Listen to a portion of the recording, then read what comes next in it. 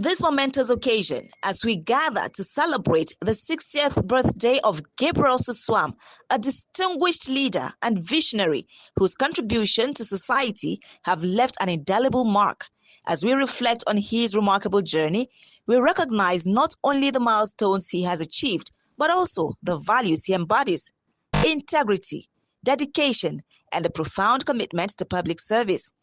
Over the decades, Gabriel, the Honorable, the Distinguished, and Gabriel the Excellency has demonstrated unwavering passion for his community, advocating for social justice, education, and economic development. His relentless pursuit of progress has inspired countless individuals and fostered meaningful change in the lives of many. Today, as we honor his 60 years of life, we celebrate not just the man, but the legacy he continues to build with family, friends, and colleagues, joining in this heartfelt tribute to a truly exceptional individual. Here is to Gabriel Suswam. May the next chapter be as vibrant and impactful as the first. For this very auspicious occasion, former First Lady of Benue State, who had been the pillar of all these successes, architect Doshma Yemisi Suswam, had in audience a team of Asset Media Group made up of Daily Asset and Asset Television. Thank you very much for having me for this interview. I believe it's a special edition to celebrate my husband's 60th, and His Excellency Dr. Gabriel Suswam has been my husband for almost 3 decades. So I think we should be nearly 27 years now in marriage, by the grace of God. And it has been a very tough job. It has been a very tough job. We hear that, marriage is not a bed of roses, this is that, but mixed with politics is a peculiar case. So, but by and large, we thank God. A lazy woman couldn't have been able to pull through, So I thank God for strength. I thank God for, His mercy on both of us. It's not everybody that married at the time we married that are still married or are still alive. So we have every reason to thank God for He has brought us thus far to witness His 60 solid years, the 6th floor of His life. So it's a great feat. I consider myself, privileged because it's a big assignment. And I'm sure it was designed particularly for me because I see the hand of God in preparing me ahead of all of this. So otherwise, if not for Christ, but we thank God for all the things we've been able to achieve together, all the pains we have gone through together, all, the sacrifices we've together made, the good times, the bad times, of course, they're all there. As I said, it's not a bed of roses. Neither is even far-fetched when it's interwoven with political life. We barely had any honeymoon or anything. It was just shortly after marriage that he went deep into politics, and that brought his own peculiar challenges. So, as I said in conclusion, we give God praise because it can only be God that we have come thus far. High moment for any human being will be a relaxing, a glorifying, exciting. With politics, you can't have that. You can only have the fanfare in the face of public, So I think it's just a natural thing for it to be full of ups and downs, the high moments, the low moments, of life. Of course, there will be. Well, there are quite a few, a journey of almost 27 years. There will be quite a bunch. But let me recall, when you recall of things, disappointments in life. Do you understand? Expectations not met. Of course, that can dampen any human being. And then when you look at when you have put in a lot of effort and is not appreciated, it can be depressive, you know. So, and then when you look at times that you toil and labor, and in the political front, for example, if you think you have served with all your heart, with all your might, and then you don't get, the expected reaction. Sometimes you can be depressed, sometimes you can be, downcasted. And then when you are not able to pull out to do the things that we personally, that is the sacrifice now. When you have to wake up as early as 6 a.m. to traverse to a local government to go and do something, it's not convenient. It's not convenient. When you barely get 4 hours sleep in 72 hours, it cannot be convenient. At the end of the day, and you still have to smile, you still have to be happy and appear happy and make people happy. Those are tough areas of the public life. Well, I think, as the Bible says, godliness and contentment. Number one, if you put God first, you'll be able to pull through life. You'll be able to, with the love of God, you will be able to love each other even when you're unlovable. So godliness, number one. Contentment is, you are expecting your husband to be this or that, and he's not. You make do with what he is. The same thing, vice versa. You understand? So those are things that makes any relationship to last. And then when you talk about tolerance, everything is buttressed around love. If there was no love originally from the beginning, it would be difficult to overcome some certain challenges. But the strong cord of love brings two people together constantly. So you discover that when there's love and it's genuine, whether it's pronounced so or not, you discover that there will be tolerance. You'll be able to overcome and forgive each other. There will be forgiveness. If you don't forgive, Yoruba people used to say that if you don't forgive the wrong of yesterday, you will not have somebody to play with tomorrow, because everybody is bound to wrong you. So husband and wife will wrong each other. You understand? But in the place of forgiveness, we move on. So I think, by and large, and then determination. If you are determined to keep to each other, it will just happen. Well, Akwaya is, I will not lie to you, is an incredible story, and is as good as the mystery of life. Life itself is a mystery. Marriage is a mystery. God is a mystery. So everything centered together is mystery. I cannot explain it because the disparities are just too broad. But God, in his infinite mercy, in his own wisdom, he fashioned it. Sometimes I can't even explain it. My husband himself, I'm sure he can't explain it. So, but for me, given the kind of background, beliefs, and values and virtues, that I was brought up with as a Yoruba girl, you find out that is quite different from the values and virtues that I find where I'm married. But I thank God for the moral standard and the pedigree with which I was brought up, because my father trained us to be able to adapt. Adaptability is the secret. If you're not able to adapt, I've had several friends visit me and they say, "Who? My friend, I can't do this. I don't know how you are coping." But adaptability. I was able to adapt. Because it still boils down to love. When you have the love of God in you, you will know that you'll be able to adapt to any situation.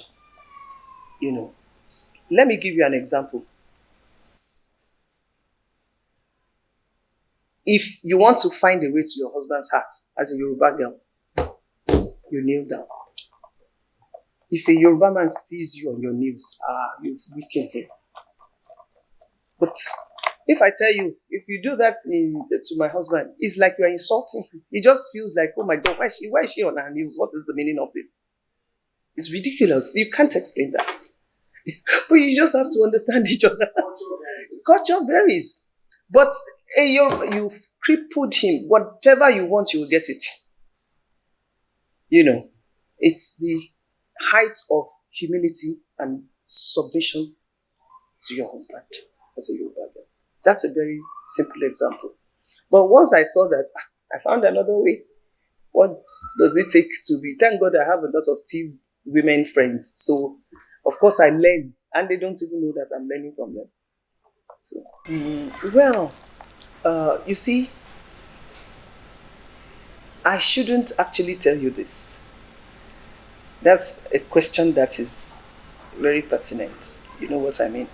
It's like you're asking Samson, a Delilah, saying that, what is the secret of your strength? So that I can give you to your enemies. That's just a joke. Now, I wanted you to laugh and everybody has laughed. So basically, you discover that Gabriel Suswam himself did not imagine that he would come this far at this age. That's the truth. It's just a thing of faith. Faith, where faith has brought him. It is purely the hand of God. It's like water finding its channel. That's the way I describe his political. Because there are many times that he just turns his back and something just gingers me and I'm like, I pinch him, and then the next step, he gets through with whatever it is. So for me, God first, your own focus second. He has been he focuses on what he wants to get, and then consistency, and then open-mindedness. Desperation is not part of this journey at all. And like I was telling somebody who wanted to succeed him, I said, if you are interested in this seat, let me advise you. How serious are you? He said he's not desperate. I said, very good.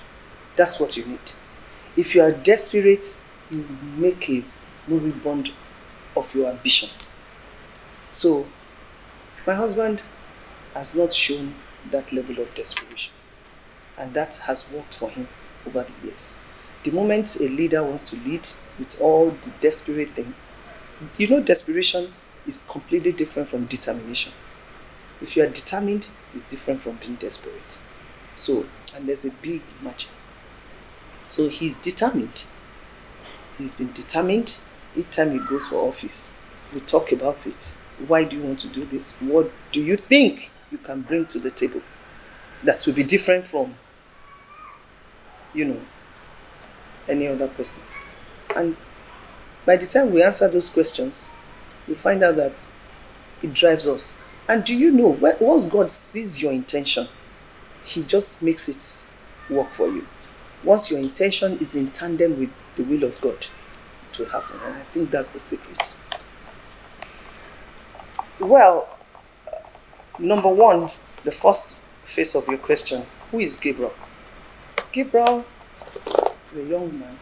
I met him as a young man, that had prospects, a young lawyer, and simple. He was very humble. I saw him as humble, and he was open to me, and so far he has been stable in character.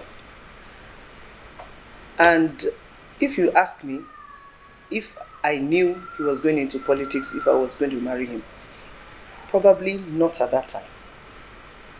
What would have been different was that, sit down, my wife, I'm going to after we marry, I'm interested in politics, then we would have sat down and agreed on some terms. That is no doubt. We would have done that. Because you see, when you're going into marriage for the first 5 years, you're supposed to consolidate your family and make your family a formidable unit of your life. Not 3 months after marriage, then you go into campaign field out there in the day, in the night, no rest, no time together, everything was on the move. So, that's what we would have done differently. If it was before the wedding, I would have told him, first 5 years, we're not going to do politics. We're going to raise our kids and, establish ourselves in this union. But that didn't happen for some reason. I leave it to God. He's the one that is the master planner. So that's what I would have done differently. Not that I would have said, no, I'm not going to marry you because you're going to be a politician. No. I have no problem with politics. And democracy has come to stay in Africa, in Nigeria particularly. So whether we are getting it right or wrong, we will get there one day. So for me, I have always been prepared as a child to take, to have qualities of a leader. So if my husband was to vie for leadership position, I wouldn't have been the one to stand in his way. And you can't stop the hand of God. It only takes better planning so that, no other aspect of your life is suffering because of, politics. In politics, you agree with me, it's highly distracting. It's full of a lot of distractions.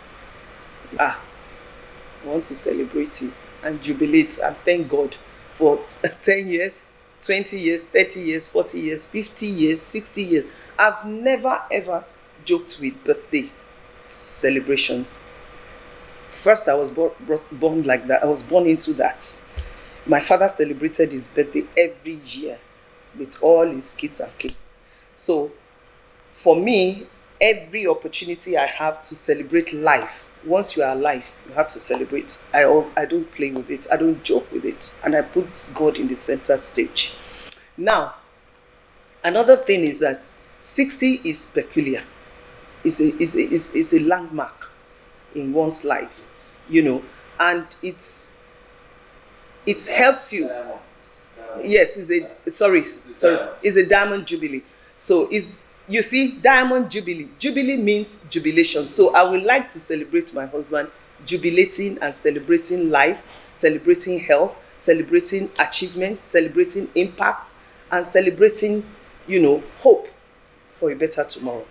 So it's all about gratitude to God. I would like to celebrate by giving thanks to God and, hoping that, this period will make us to think back, retrace our steps, remember where we're coming from, know where God has brought us, and be able to strategize to where next we want to find ourselves. So for me, it's worth celebrating, and I would like to celebrate and all well-wishers to join us in this celebration in giving thanks to God for his life.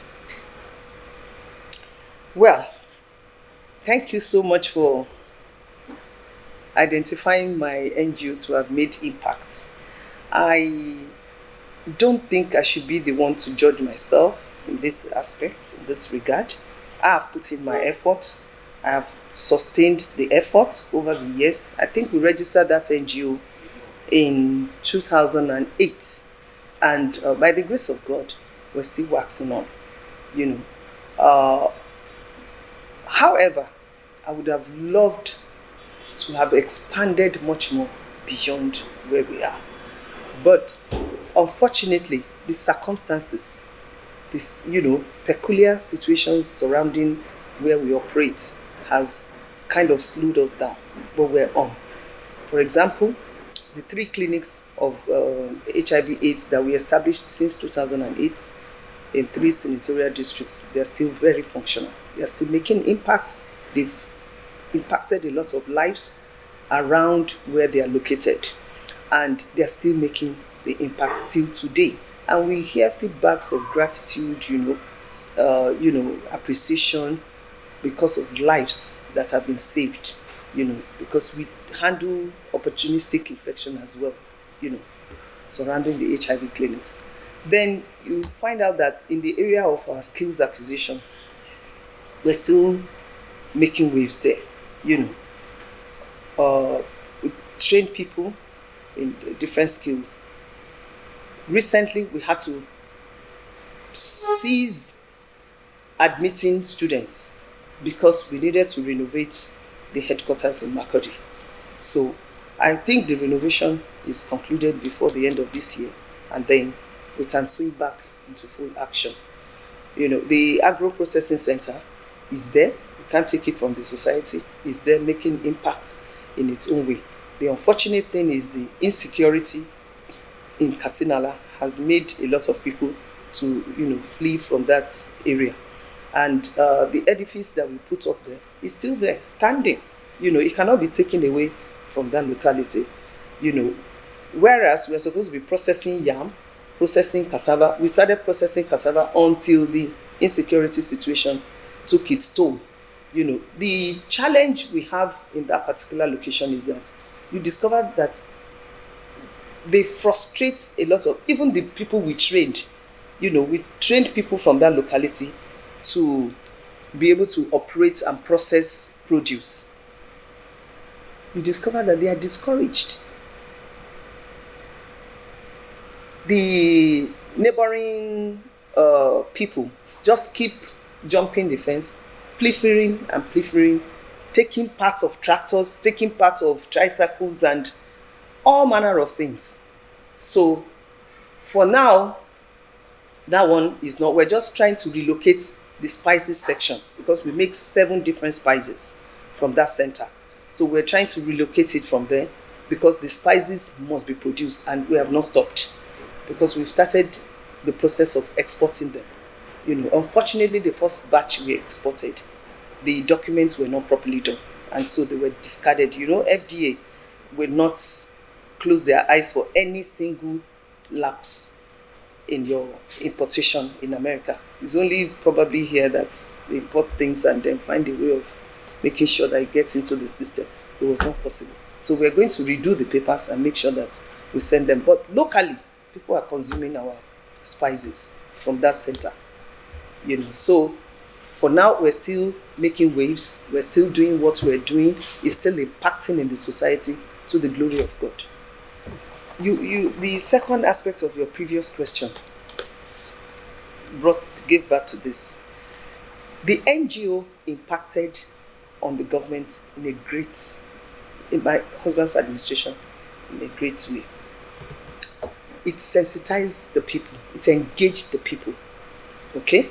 Now, on the other aspects of women emancipation, which was top-notch on my program, is this political empowerment of women.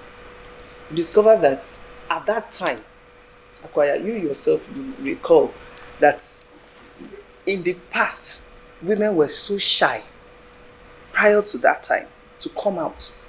Number one, they didn't want to leave their jobs. Maybe they had secular jobs. Number two, they have cultural limitations. Number three, maybe home limitations, home barrier. Maybe their husbands will not allow them. So many reasons. And then maybe the political stakeholders is dominated by men and they will not give room for women. So with all the sensitization, before we started identifying women who were capable of this political, who had merit, who had substance, who had value to add, to governance or to leadership. I started, underground to advocate the traditional rulers, to advocate the political stakeholders, at all levels, And by the time we did that, they came, they were at home with it. And then we now presented the women. Then we sensitized the women themselves and told them that, look, you have been following politicians from one place to the other. Of course, they are the most active. If women start running down a leader, it will be difficult for you to sell that leader at the polls. That's the truth. So we encourage the women that those of you who have that type of interest, come out. And, we identify them, lobbied for them, advocate for them in every way, and empower them financially, morally, and otherwise. And we even did some training. You understand? We did seminars for them to know how to maneuver to get their way through. And of course, part of it was for them to know that they are not competing with men. They just want to go there and complement the efforts of the men. So that went a very long way to give back to female local government chairmen. It was highest in Benue at that time from history. Am I correct? The participation. We advocated for, female commissioner portfolio.